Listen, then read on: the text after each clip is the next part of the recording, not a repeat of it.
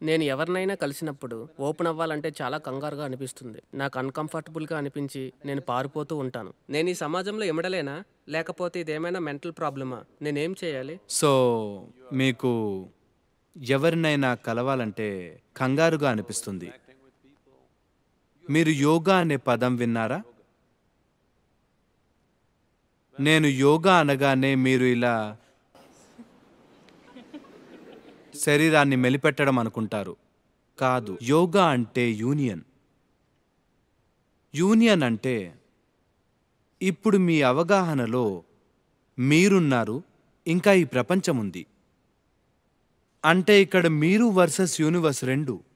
మీరు యూనివర్స్‌తో పోటీ పడితే గెలిచే అవకాశాలు ఏమైనా ఉన్నాయా? లేవు. మీరు విశ్వంతో పోటీ పడలేరు. అందుకని యోగాని కనుగొన్నాం. యోగా అంటే ఒక్కటైపోవడం, మీరెవరు అన్న బౌండరీని కాన్షియస్‌గా చెరిపివేయడం. boundaries of your individuality. అప్పుడు ఇక మీరు, యూనివర్స్ అనేవి 2 ఉండవు. అంతా ఒకటిగా అనిపిస్తుంది. మీరు కొంచెం యోగా చేయాలి, లేకపోతే అన్ని రకాల ఆలోచనలతో, ఎమోషన్స్‌తో, ఒపీనియన్స్‌తో మీ మైండ్ ట్విస్ట్ అయిపోతుంది. మీరు కొంచెం ఓపెన్ అయ్యి మీ బౌండరీస్‌ని కొద్దిగా చెరిపివేయగలిగితే అది చాలా ఈజీ. మీరు ఇలా కూర్చున్నప్పుడు ఎదుట వ్యక్తి కూడా మీలో భాగంగానే అనిపిస్తారు. అప్పుడు ఇంక వేరే నాన్సెన్స్ ఏమీ ఉండదు. అది మగవారా, ఆడవారా, జంతువులా, పిల్లల ఇవేవి పుట్టవింకా. అన్నిటితో కమ్యూనికేట్ చేయగలుగుతారు. ఎందుకంటే మీరు మీ బౌండరీస్‌ని ఓపెన్ చేశారు. లేకపోతే ఇది నేను అనుకుంటూ ఉంటే అన్నిటితో మీకు ప్రాబ్లం వస్తుంది. మగవారైతే ఒక ప్రాబ్లం, ఆడవారైతే ఇంకో ప్రాబ్లం, జంతువైతే ఇంకో రకమైన ప్రాబ్లం. మీకొకటి చెప్తాను. This may sound, I've been telling people, లైఫ్‌తో పూర్తి ఈజ్‌లో ఉన్నామో లేదో ఎలా తెలుసుకోవాలని ఈ మధ్య నన్ను అడిగారు. నేనిలా అన్నాను, మీకొక కోబ్రా టెస్ట్ ఇద్దామని. కోబ్రా టెస్ట్ అంటే నా చిన్నతనం నుంచి కూడా నేను వెస్టర్న్ ఘాట్స్‌లో ఉన్న అడవుల్లో గడిపాను. అక్కడ ఉన్న జంతువులు ముఖ్యంగా విషపూరితమైనవి. అవి జీవాన్ని కెమిస్ట్రీ ద్వారానే గ్రహిస్తాయి. మీ కెమిస్ట్రీ అర్థం చేసుకుంటాయి. మీరు కొద్దిగా కంగారు చూపించినా సరే అవి మిమ్మల్ని పట్టుకోవాలని చూస్తాయి, లేకపోతే అలా చేయవు.